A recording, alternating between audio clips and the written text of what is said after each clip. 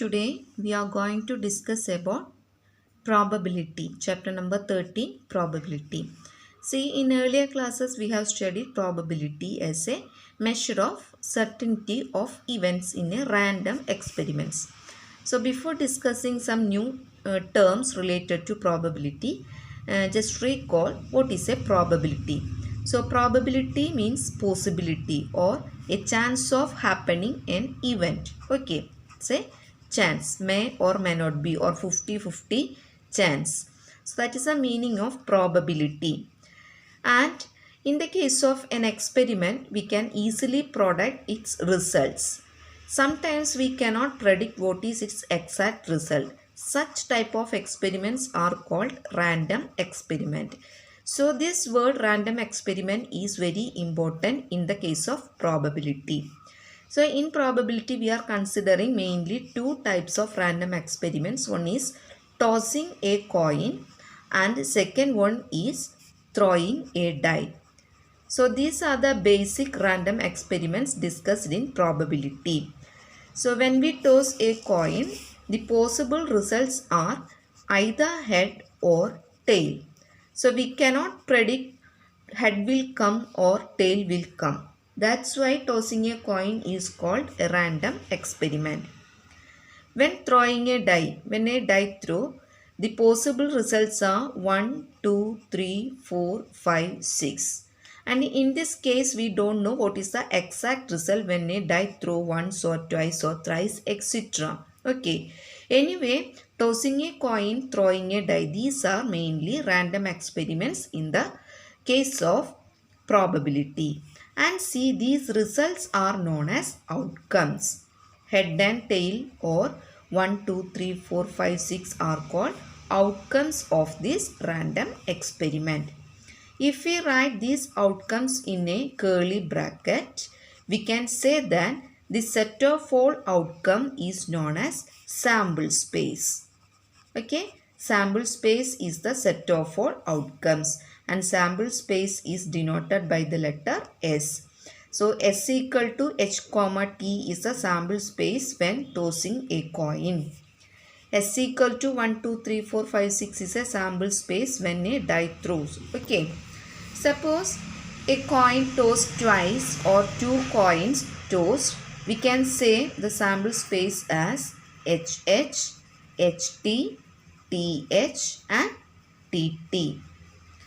Suppose two dice are thrown simultaneously, then the sample space can be written as 1, 1, 1, 2, 1, 3, etc. 1, 6, 2, 1, 2, 2, 2, 3, etc. 2, 6, etc. 6, 1, 6, 2, 6, 3, 6, 4, etc. 6, 6. We can see that there are 36 outcomes. All these kinds of results we learned in class plus 1. Okay. So in this chapter we shall discuss some important concept of probability, namely conditional probability. It's an important concept of probability. Conditional probability of an event given that another event has occurred. Then Bayes theorem. It's very important theorem. Bayes theorem. Then independence of events, etc. Okay. Independence of event, etc. Now see what is the meaning of event. Event is what we want to happen or what we want to occur in a random experiment, that is called event. That is, suppose we are tossing a coin.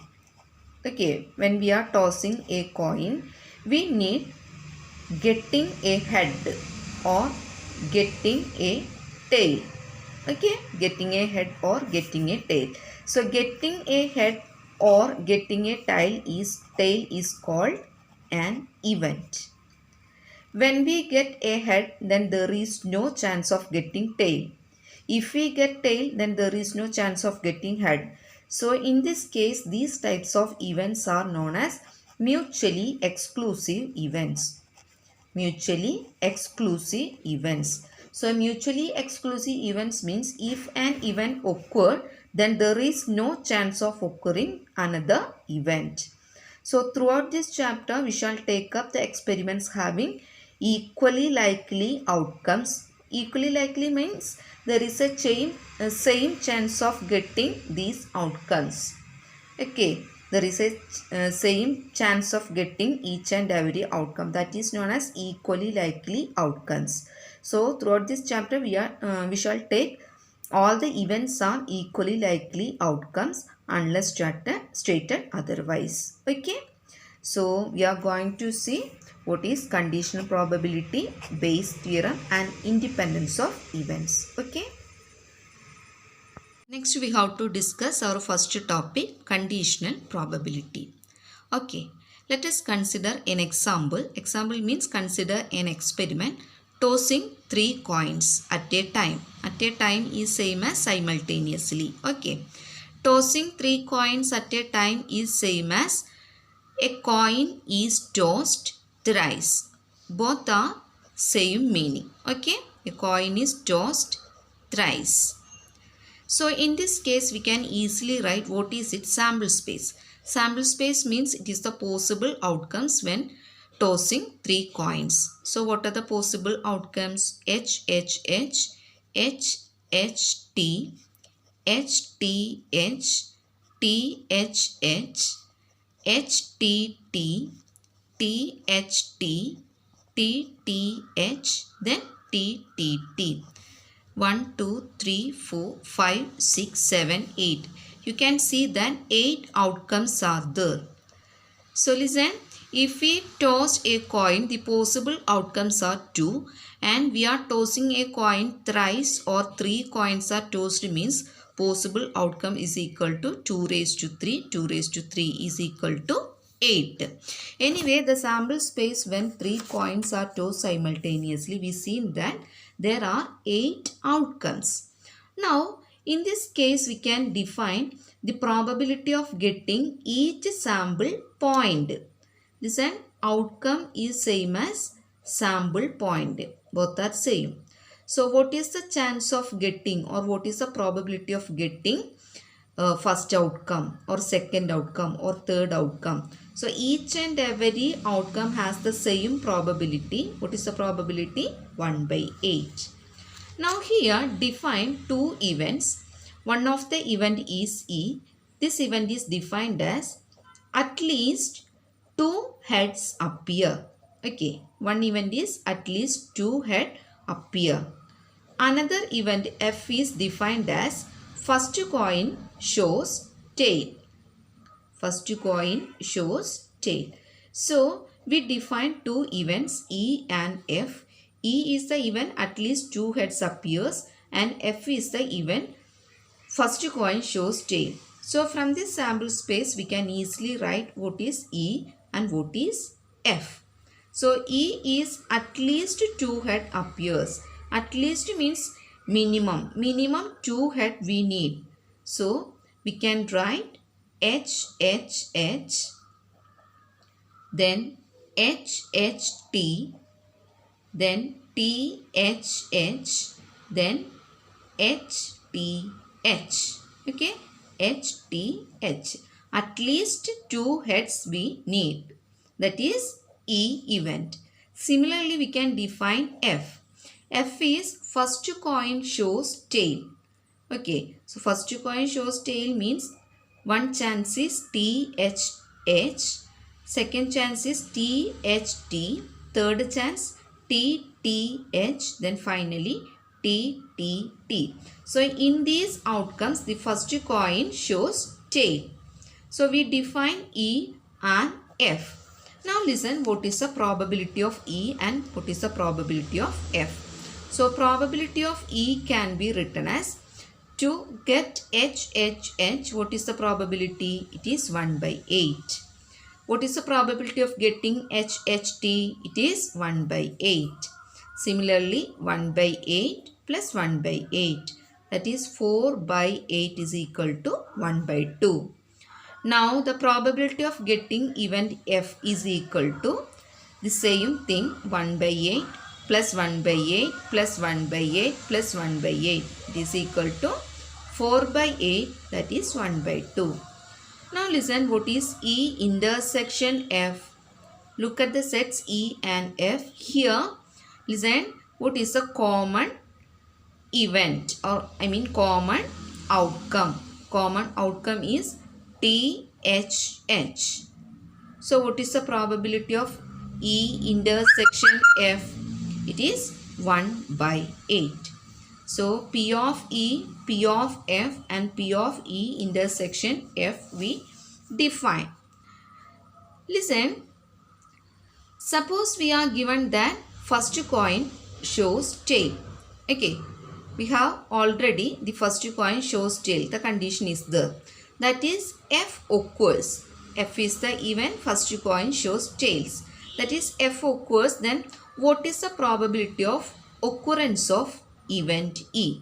That's our question. Already F event occurs.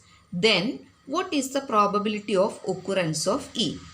So with the information of occurrence of F, listen, occurrence of F, we are sure that the cases in which first coin doesn't result into a tail should not be considered while finding the probability of E.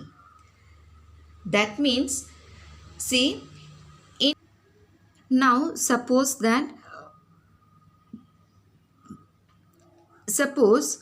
we are given that the first coin shows tail. Just suppose. So first coin shows tail means that is our event F. Okay, that is event F occurs. So our question is, what is the probability of occurrence of the event E? That's our question. Already the event F occurs. Then with respect to this event F, what is the probability of occurrence of E? So this information gives a new probability, namely conditional probability. Conditional probability. So in the case of conditional probability, we have already a probability defined. With respect to the defined probability, we need to find probability of another event. Is okay? So probability of E considering F, that is conditional probability. Okay? And it is denoted as probability of E given F. Okay, probability of E given F. Meaning is that probability of the event given that the event F has already occurred. It's okay? Already occurred. And this probability, conditional probability, is obtained by, listen, P of E intersection F divided by P of F. This is the formula. P of E given F is obtained by P of E intersection F divided by P of F. Similarly, we can define P of F given E. Meaning is that we need to find the probability of F. Already the probability of E occurs. Okay? Probability of E is there. We already defined. With respect to this probability, what is the probability of F? That is the meaning of P of F given E. And P of F given E is obtained by P of E intersection F divided by P of E. Okay? Listen, these are the conditional probabilities. P of E given F and P of F given E. P of E given F is P of E intersection F by P of F. P of F given E is P of E intersection F by P of E. Okay. Now let's see some properties of conditional probabilities. So the first property is P of S given F. S means sample space. Okay. P of S given F and P of F given F both are equal to 1. That means P of S given F can be written as P of S intersection F divided by P of F. Now P of S intersection F is same as P of F. So P of F by P of F is equal to 1. Similarly, this is also equal to 1. Now second property is, suppose A and B are two events in the sample space S. Okay, then P of A union B. We already defined P of A union B. What is P of A union B? P of A plus P of B minus P of A intersection B. So using this we can easily define conditional probability of A union B given F.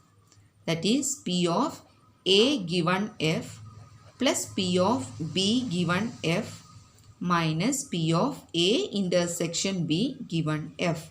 So given F means that already the probability of the event F occurs in the considering random experiment. Okay. Now in the case of A and B disjoint events, this A intersection B is equal to 0 in the case of disjoint events. So this formula reduces to, listen, P of A union B given F is equal to P of A given F plus P of B given F. Okay. Property number 3. P of E complement given F. Listen, what is P of E complement? P of E complement is total probability minus P of E. That is P of E complement. So we can define the conditional probability P of E complement given F is equal to 1 minus P of E given F. Okay. So these are the main properties of conditional probability. Let's see an example. A family has 2 children. Okay. A family has two children. So our question is, what is the probability that both the children are boys? Okay. Both the children are boys and there is a condition given. What is the condition? Given that at least one of them is a boy. At least one of them is a boy. This is the given condition. So family has 2 children. We need to find the probability of both the children are boys. At least one of them is a boy. So 2 children means, listen, maybe both are boys, both are girls, then one boy, one girl, girl and boy. So this is the chance. Okay, chance of children. Okay. So we define 2 events E and F. E is this one. Both children are boys. Okay. Both the children are boys. Now define the second event as the given condition at least one of them is a boy. At least one of them is a boy. So we define 2 events E and F. So as per the given probability, we can write it is P of E given F. What is E given F? It is P of E intersection F divided by P of F. Okay. Now define E and F. What is the sample space of E and F? So we can write E. E means both the children are boys. So these are the outcomes. Okay, so what is the event E? That is BB. Now F. F is at least one of them is a boy. So from here we can write at least one of them is a boy means we can write either BG or GB then BB. Okay, at least one of them means minimum. Minimum we need a boy. Okay, so E and F are given. Now what is E intersection F? E intersection F is equal to BB. Now write the probability.